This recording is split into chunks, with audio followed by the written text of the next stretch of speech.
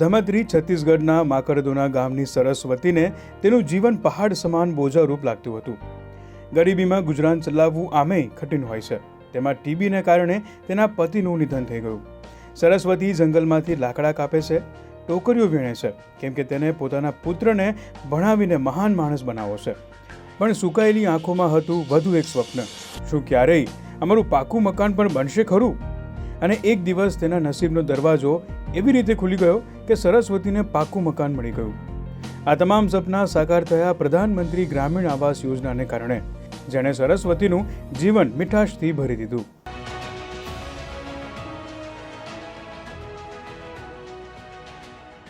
$1,35,000 मिला घर बनाने के लिए और 60,000 मैंने अपना भी लगाया.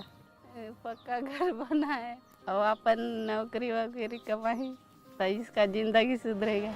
ગરીબમાં પણ ગરીબ અને સામાન્ય માનવી લુખું સુખું ખાઈને ગુજરાન ચલાવી લે છે, પણ એક સ્વપ્ન તો ચોક્કસ નિહાળે છે. આ સપનું છે કે માથા પર પાકી છત હોય, પોતાનું એક મકાન હોય. આ ગરીબ પરિવારમાં જન્મ લેનારા પ્રધાનમંત્રી નરેન્દ્ર મોદી આ વાત સારી રીતે જાણતા હતા, આ દર્દને समझता હતા, अनुभवता હતા. सामान्य व्यक्ति के मन की एक इच्छा होती है, कहीं भी रहता हो, यार अपना एक घर हो तो अच्छा हो. हर किसी की इच्छा रहती है, लेकिन उस गरीब की इच्छा पूरी नहीं होती. और कोई गरीब मरने के बाद अपने बच्चों को विरासत में गरीबी देना नहीं चाहता है. गरीब से गरीब माँ बाप भी अपने बच्चों को गरीबी विरासत में देकर के जाना नहीं चाहता है, वो भी उसको कुछ देकर के जाना चाहता है. सरकार ने सपना देखा है. આ એ જ ભાવના હતી જેનાથી પ્રેરિત થઈને પ્રધાનમંત્રી નરેન્દ્ર મોદીએ 2015માં ગ્રામીણ ક્ષેત્રોમાં ગરીબોને તેમનું પોતાનું પાક્કું મકાન બનાવવા માટે આર્થિક મદદ પૂરી પાડનારી પ્રધાનમંત્રી ગ્રામીણ આવાસ યોજના અને શહેરોમાં આર્થિક રીતે નબળા લોકો માટે પ્રધાનમંત્રી શહેરી આવાસ યોજનાનો પ્રારંભ કર્યો. આજે આ યોજનાનો લાભ ઉઠાવીને દેશભરમાં 2 કરોડથી વધુ પરિવારોના પોતાના ઘરનું સ્વપ્ન સાકાર થઈ ગયું છે. जब तूफान आता था तो मेरा घर का सामान यहाँ से वहाँ गिर जाता था. मैं कहाँ से भेगा करूँ ये मुझे नहीं पता चलता था. फिर अब तो आया तब पक्का मकान बन गया. अब बहुत अच्छा लग रहा है. તેમાં શારીરિક પડકારોનો સામનો કરી રહેલા ગંગરેલ ગામના ગોપાલનો પણ સમાવેશ થાય છે અને બેનર ગામની કિન્નર પંચબી પણ સામેલ છે. પંચબીનું નામ આવાસ યોજનાના લાભાર્થીઓમાં આવ્યું તેની માહિતી તેને પંચાયતમાંથી મળી. પછી બેંક ખાતામાં સરકારી મદદના પૈસા આવ્યા અને આખા ગામે મળીને પંચબીનું ઘર બનાવ્યું.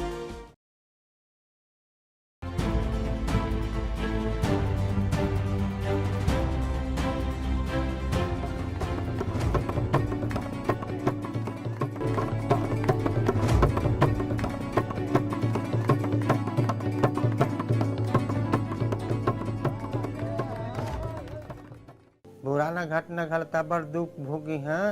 कहाँ कहाँ गली गली पूरा पानी में तकलीफ पाए पाए कि हम जीवन ल बिता है साहब. तब कथन का कैसे ऐसे भटकन कैसे हो गए भगवान के सोचथन चे अभी तक सोचथन का कर वहाँ जाना वहाँ आना वहाँ जाना कहाँ दुख कहाँ सुख तो लगे छे साहब. हम भी इंसान है तो इंसान देख प्यार से देखिए प्यार से बात कैसे जरा जाओ. ગોપાલ અગરબત્તી બનાવીને પોતાનું ગુજરાન ચલાવે છે. તેના માટીના કાચા મકાનમાં એક દિવસ આવાસ મિત્ર આવ્યા. થોડી પૂછપરછ કરી અને પછી ગોપાલને પાકા મકાન માટે સરકારની મદદ મળી ગઈ. બરાબર 50 વર્ષ અગાઉ 1971માં સામાન્ય ચૂંટણીમાં ભારતમાં પહેલીવાર ગરીબી હટાવો દેશ બચાવોના નારા ગુંજ્યા હતા. દેશ તો બચ્યો, બચેલો રહેશે, પણ ગરીબી દૂર ન થઈ, વધતી જ ગઈ, કેમ કે ગરીબી નારાઓથી નાબૂદ નથી થતી. ગરીબી ભેટો વેચવાથી ઓછી થતી નથી, गरीबी दूर થાય છે ગરીબોને તાકાતવાન બનાવવાથી. गरीबी से मुक्ति का मार्ग सौगातें बांट करके नहीं हो सकता है, उनको सामर्थ्यवान बनाने से हो सकता है. काम कितना ही कठिन क्यों न हो, लेकिन देश का भला गरीबी की मुक्ति में ही है.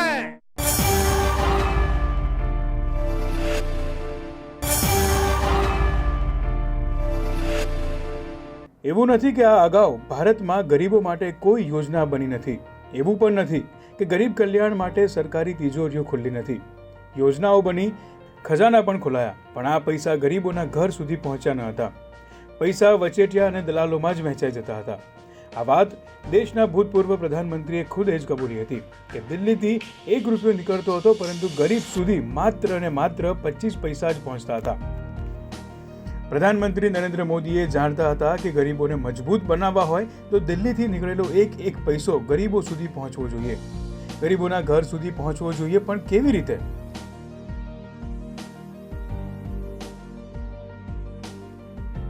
આઝાદીના 7 દાયકા પછી પણ દેશની 1/3 વસ્તી પાસે બેંકમાં ખાતું જ ન હતું. અને હોય પણ કેવી રીતે? કેમ કે જે ગરીબ 2 ટંકનું ભોજન મહાપરાણે કમાતો હોય તે પૈસા કેવી રીતે બચાવે અને બેંકમાં કેવી રીતે જાય? हम तो गरीब के घर पैदा हुए हैं, हमने गरीबी देखी है, हम गरीबी में पले हैं भाई. જે દેશમાં ગરીબી દૂર કરવી વર્ષો સુધી એક નારો હતો, વાયદો હતો, દાવો પણ હતો, પણ ગરીબ તો ડગલે ને પગલે હાર્યો હતો. મહેનતથી તે ડર્યો નહીં, રાત દિવસ પરસેવો પાડ્યો. આખરે કોણ ઈચ્છે છે કે ગરીબીમાં જન્મીને ગરીબીમાં જ જીવવું? બેટ નથી માંગી, તેણે તો માત્ર હિંમત જ માંગી હતી, મહેનત અને પરસેવાના એક ટીપાની પૂરી કિંમત. માતાને ધુમાડાથી આઝાદ કરાવવાની હતી, સપનું હતું, આપણું પોતાનું એક ઘર બનાવવું હતું અને બેંકમાં ખાતું પણ ખોલાવવું હતું. મળો સોનભદ્રના ઉમેશ કુમારને. મજૂરી કરીને પોતાનું ઘર ચલાવે છે, પણ હવે થોડા રૂપિયા પણ બચાવે છે, કેમ કે આજે તેની પાસે છે જનધન ખાતું.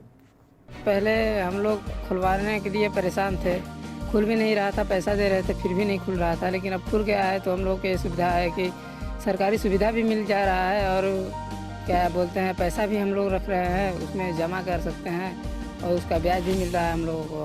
ગરીબોને બેંકો સાથે જોડવા માટે પ્રધાનમંત્રી નરેન્દ્ર મોદીએ 2014થી 28મી ઓગસ્ટે ઝીરો બેલેન્સ એકાઉન્ટની સાથે જનધન યોજનાનો પ્રારંભ કર્યો. જે લોકોએ ક્યારેય બેંક પણ જોઈ ન હતી એ એક જ દિવસમાં આવા 1.5 કરોડ લોકોના બેંક ખાતા ખોલાયા હતા. આ ખુલતા જ ગયા. જનધન યોજનામાં અત્યાર સુધીમાં 40 કરોડથી વધુ ગરીબ લોકોના બેંકમાં ખાતા ખુલી ગયા છે. તેમાંથી અડધાથી પણ વધુ બેંક ખાતા મહિલાઓના છે. આ જનધન ખાતા મહિલાઓને કેવી રીતે સશક્ત બનાવી રહ્યા છે તે જાણવા માટે મળીએ નેહા જયસ્વાલને. ઉત્તર પ્રદેશની નેહાનું જનધન ખાતું ખોલ્યું તો જાણે તેના સપનાને નવી પાંખ મળી ગઈ. પૈસો જોડીને સરકારી યોજનાનો લાભ લીધો અને પોતાનો ખુદનો વ્યવસાય શરૂ કરી દીધો. जनधन खाता खुलवाने के बाद हमें काफ़ी सहयोग मिला है, जिससे दुकान खोलने में काफ़ी सहयोग मिला. तो दुकान की वजह से हम अपना रोजगार बढ़ा रहे हैं. જનધન ખાતાએ સરકારી યોજનામાં વચેટિયાઓની ઘૂસણખોરી અટકાવી દીધી અને આજે આ ખાતાઓ મારફતે 320 સરકારી યોજનાઓના રૂપિયા સીધા જ ગરીબો પાસે પહોંચી રહ્યા છે. ડાયરેક્ટ બેનિફિટ ટ્રાન્ઝેક્શન દ્વારા અત્યાર સુધીમાં 17.5 લાખ કરોડ રૂપિયાથી વધુ રકમ લાભાર્થીઓ પાસે પહોંચી ગઈ છે. સુશાસનનું આ એક એવું ઉદાહરણ છે જ્યાં ગરીબોને આપ્યું પણ અમીરો પાસેથી કંઈ લીધું નહીં. બસ સરકારી ખજાના અને ગરીબો વચ્ચેથી વચેટિયાઓને દૂર કરી દીધા.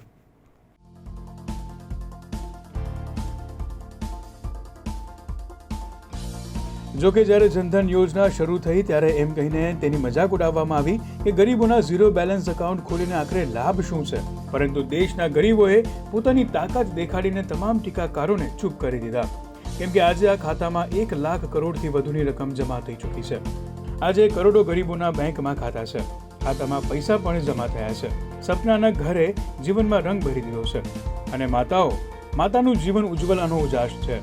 અમીરો પાસેથી કંઈ લીધું નહીં, ગરીબોને તેમનો હક આપી દીધો છે. प्रधानमंत्री आवास योजना की एक बहुत बड़ी विशेषता है उसका इंद्रधनुषी स्वरूप. जैसे इंद्रधनुष में अलग अलग रंग होते हैं, वैसे ही प्रधानमंत्री आवास योजना के तहत बनने वाले घरों के भी अपने ही रंग है. अब गरीब को सिर्फ घर ही नहीं मिल रहा है, बल्कि घर के साथ साथ शौचालय भी मिल रहा है, उज्ज्वला का गैस कनेक्शन भी मिल रहा है, सौभाग्य योजना का बिजली कनेक्शन, उजाला का एलईडी बल्ब, पानी का कनेक्शन, सब कुछ घर के साथ ही मिल रहा है.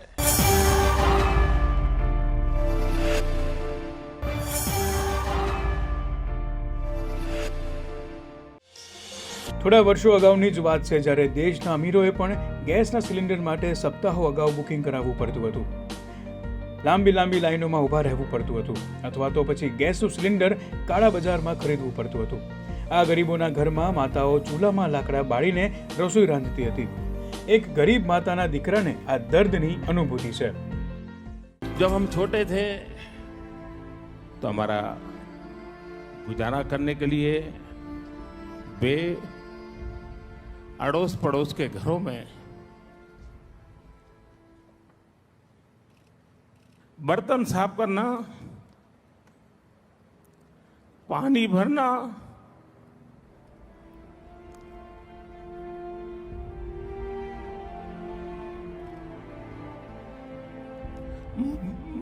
मजदूरी करना. आप कल्पना कर सकते हैं कि एक माँ ने अपने बच्चों को बड़ा करने के लिए कितना कष्ट उठाया. દેશની કરોડો ગરીબ માતાઓ માટે 2016ની પહેલી મેનો દિવસ ઐતિહાસિક તારીખ બની ગયો જ્યારે નરેન્દ્ર મોદીએ ચૂલાના ધુમાડામાંથી આઝાદી માટે પ્રધાનમંત્રી ઉજ્જવલા યોજનાનો પ્રારંભ કર્યો અને આ યોજના હેઠળ ગરીબ મહિલાઓને વિનામૂલ્યે ગેસ જોડાણ આપવામાં આવ્યા. ફરી એકવાર આ મહત્વાકાંક્ષી યોજનામાં નરેન્દ્ર મોદીએ સેવા અને સુશાસનની છાપ છોડી હતી. ગરીબોને વિનામૂલ્યે ગેસ સિલિન્ડર આપવા માટે પ્રધાનમંત્રીએ દેશના સક્ષમ લોકોને અપીલ કરી કે તેઓ ઈચ્છે તો સ્વેચ્છાએ ગેસ સિલિન્ડર પર મળનારી સબસિડી જતી કરી શકે છે. પ્રધાનમંત્રીની એક જ અપીલ પર જોતજોતામાં 1 કરોડ લોકોએ પોતાની સબસિડી જતી કરી દીધી. તેનો અર્થ છે સરકારી યોજનામાં દર વર્ષે લગભગ 4,000 કરોડની બચત. લોકોની આ દરિયાદિલીનો ફાયદો ગરીબ મહિલાઓને મળ્યો. આજે ઉજ્જવલા યોજના દ્વારા 8 કરોડ મહિલાઓને 1 પણ રૂપિયો આપ્યા વિના ગેસ સિલિન્ડર મળે છે. पहले तो लकड़ियों की भी दिक्कत होती थी और ईंधन की, मतलब दूर दूर से लाते थे. और अब तो फिर भी ये है कि सिलेंडर है, सिलेंडर पे बना के कभी भी दे दो अपने बच्चों को खाना. ना कहीं बरसात में जाने की ज़रूरत, ना कहीं आने की ज़रूरत. या अपने घर में कैसे भी बनाओ, कैसे भी नहीं. पहले हमें बहुत परेशानी होती थी जब हम चूल्हे पे खाना बनाते थे. धुएं, छोटे छोटे बच्चे, तो इसलिए अब हम दोपहर में खाना आराम से बनाते हैं और आराम से खाते हैं, और बच्चे भी. છેલ્લા 7 વર્ષમાં ગરીબોના જીવનમાં એક મોટું પરિવર્તન આવ્યું છે કે હવે તેમણે સરકારી યોજનાઓનો લાભ લેવા માટે અધિકારીઓ કે દલાલોની કદમપોશી કરવી પડતી નથી. યોજનાઓ જાતે જ લોકો સુધી પહોંચી રહી છે. છેલ્લા 7 વર્ષમાં દેશભરમાં જે થઈ રહ્યું છે તેની શરૂઆત ગુજરાતથી થઈ હતી. નરેન્દ્ર મોદી જ્યારે ગુજરાતના મુખ્યમંત્રી હતા ત્યારે જ તેમણે રાજ્યમાં ગરીબ કલ્યાણ મેળાનો પ્રારંભ કર્યો હતો. આ મેળામાં તમામ સરકારી સાધનો પહોંચ્યા હતા અને રૂબરૂમાં જ ગરીબોને કલ્યાણ યોજનામાં સામેલ કરાયા હતા. કોઈ ગરીબ બાકી રહી ન જાય તે માટે અધિકારીઓને ગરીબો સુધી પહોંચવા માટે ટાર્ગેટ આપવામાં આવ્યા હતા. વર્ષો અગાઉ જે ગરીબોને ગરીબ કલ્યાણ મેળામાં ગુજરાત સરકારની યોજનાનો લાભ મળ્યો તેમનું જીવન પલટાઈ ગયું હતું. મળો ગુજરાતના લુહાર મહેશભાઈ અને શિલ્પાબહેનને. મહેશભાઈને ગરીબ કલ્યાણ મેળામાં વેલ્ડિંગની કીટ મળી હતી જેનાથી તેમની આવક બમણી થઈ ગઈ અને શિલ્પાબહેનને એક સિલાઈના સંચાએ આત્મનિર્ભર બનાવી દીધા. जो वेल्डिंग पेटी ये सब इसलिए धंधे के लिए, और मैं अच्छे से जीता हूँ और मेरा परिवार खुशहाली में है और मैं खुशी से जीता हूँ. मैं तो कहता हूँ कि मोदी साहब को साफ साफ धन्यवाद. गरीब कल्याण मेले में मैंने ये फॉर्म भरा और मुझे मशीन दिलवाई, मुझे मशीन मिला और मैं अच्छा काम कर रही हूँ. और इस काम करने से मैं महीने में 5,000 आवक कमा लेती हूँ. मेरे परिवार में खूब सारी खुशियाँ आई है. પરિવર્તનની આવી કહાનીઓથી દેશ બદલાઈ રહ્યો છે. ગરીબનું જીવન બદલાઈ રહ્યું છે. એક સમય હતો જ્યારે તેમને સપના નિહાળવામાં પણ ડર લાગતો હતો અને આજે એ જ લોકો સપના પણ જોઈ રહ્યા છે અને પોતાના સપનાને હકીકતમાં ફેરવતા પણ નિહાળી રહ્યા છે. પટણાની સંગીતા થોડા વર્ષ અગાઉ નોકરી કરતી હતી. પગાર ધોરણ ઓછો હતો પણ સપનું નિહાળ્યું કે પોતાનું જ કંઈક કરવું જોઈએ. ના તો મૂડી હતી કે ના તો કોઈ મદદ કરનારું હતું. પછી એક દિવસ તેને અખબારમાંથી પ્રધાનમંત્રી મુદ્રા યોજના વિશે માહિતી મળી. હિંમત દાખવી અને મુદ્રા યોજના હેઠળ લોન માટે અરજી કરી દીધી. માત્ર આધાર કાર્ડ અને પાન કાર્ડની મદદથી આ ઝડપટ લોન મળી તો સંગીતાની ખુશીનો કોઈ પાર રહ્યો નહીં. મુદ્રા યોજનાથી મળેલી લોનથી સાયકલનો વ્યવસાય શરૂ કર્યો. ક્યારેક નોકરી કરનારી સંગીતા આજે 3 લોકોને રોજગારી પૂરી પાડી રહી છે. तो लोग हैं जो मिस्त्री का काम करते हैं, 1 लोग है जो पंक्चर बनाते हैं, 3 मजदूर मेरे पास है जिसका सैलरी भी अच्छा खासा है। एक को 11,000 रुपये महीना मिलता है, एक को 9,000 रुपये महीना मिलता है, एक को 7,000 मिलता है। और हमको इस बात की खुशी है कि मेरे वजह से 3 लोग जो है कुछ कमा रहे हैं और कमा के आगे बढ़ रहे हैं। 2015માં શરૂ કરાયેલી પ્રધાનમંત્રી મુદ્રા યોજના અન્વયે એવા ગરીબ અને અસાધારણ લોકોને 10 લાખ રૂપિયાની લોન આપવામાં આવે છે કે જેમની પાસે કંઈક કરી છૂટવાનો જુસ્સો તો છે પણ મૂડી નથી। મુદ્રા યોજના હેઠળ અત્યાર સુધીમાં 30 કરોડથી વધુ લોન આપવામાં આવી છે અને આ લોનની કુલ રકમ 16 લાખ કરોડના આંક પર પહોંચી છે। ભૂતકાળમાં ગરીબો માટે આવી યોજના શરૂ થતી હતી તો અમીરો પર કર લાગુ કરી દેવામાં આવતો હતો। આ જ કારણ છે કે દેશમાં થોડા વર્ષ અગાઉ ટેક્સ ટેરરિઝમનો મામલો ખૂબ ચગ્યો હતો, પરંતુ મોદી સરકારે આવકવેરામાં મુક્તિની મર્યાદા વધારી અને રેપો રેટ પણ ઘટાડીને 4% કરી નાખ્યો, જેનાથી સામાન્ય નાગરિકો માટે પણ લોન સસ્તી બની ગઈ। આઝાદી બાદ ભારતમાં ગરીબો માટે સૌથી કપરો કાળ ત્યારે આવ્યો જ્યારે કોરોનાને કારણે સમગ્ર દુનિયા થંભી ગઈ હતી। જીવન બચાવવાનું હતું તેથી લોકડાઉન લગાવાયું હતું। ભોજન માટે દરરોજ કમાનારા લોકો સામે સંકટ આવી પડ્યું। કમાઈશું અને ખાઈશું, પણ પ્રધાનમંત્રીએ જાહેર કરી દીધું કે સંકટ ગમે તેવું મોટું હોય, દેશમાં કોઈ ગરીબ ભૂખ્યો સૂતો નહીં રહે। અને આ સાથે દુનિયાની સૌથી મોટી વિનામૂલ્યે અનાજ યોજનાની જાહેરાત થઈ, જેને પ્રધાનમંત્રી ગરીબ કલ્યાણ અન્ન યોજનાનું નામ આપવામાં આવ્યું। આ યોજના અંતર્ગત 19 મહિનામાં 80 કરોડથી વધુ લોકોને દર મહિને વિનામૂલ્યે અનાજ આપવામાં આવી રહ્યું છે। आज मिला है सब, खाने में कोई दिक्कत नहीं है, या पहले से अभी बहुत खुशहाल है। खुशी से लेते हैं, आते हैं, खाते हैं, रहते हैं, बोलता है बहुत अच्छा है। मोदी सरकार हमको राशन देता है, ऐसे हम परिवार भरण पोषण कर लेते हैं। ભારત આજે દુનિયાની સૌથી મોટી વિનામૂલ્યે અનાજ યોજના ચલાવી શક્યો છે તો તેની પાછળ પણ સુશાસનનો જ મંત્ર છે। ખાદ્ય સુરક્ષા યોજના દેશમાં પહેલા પણ હતી, પરંતુ તમામ જરૂરતમંદો સુધી તેમના હિસ્સાનું અનાજ પહોંચતું જ ન હતું। 2014 બાદ ટેકનિકનો ઉપયોગ કરીને કરોડો બનાવટી રાશન કાર્ડ રદ કરી દેવામાં આવ્યા અને ગરીબો સુધી તેમના હકનું અનાજ પહોંચાડવામાં આવ્યું। આવા પરિવર્તન તમામ ક્ષેત્રમાં થઈ રહ્યા છે। ગરીબોના વિનામૂલ્યે ઇલાજ માટે આયુષ્માન યોજના શરૂ થઈ તો બીમારોને સસ્તી દવાઓ માટે પ્રધાનમંત્રી જન ઔષધિ યોજના। આવામાં લાખો કરોડો લોકોને જેમને આ યોજનાનો લાભ મળ્યો છે તેમની ભાવનાને સમજવી હોય तो उत्तराखंड ने दीपा सहाने सांभळो। घर चलाना बड़ा मुश्किल हो गया था, आपके द्वारा जन औषधि दवाइयाँ मिली, मैंने खाना शुरू लिया और मेरी दवाइयाँ जो है 5,000 की आती थी और अब मेरी दवाएं 1,500 की आती हैं, तो 3,000 मुझे मिलता है। और मैं मोदी जी, मैंने ईश्वर को तो नहीं देखा, लेकिन मैंने आपको ईश्वर के रूप में देखा है। आपको बहुत बहुत धन्यवाद।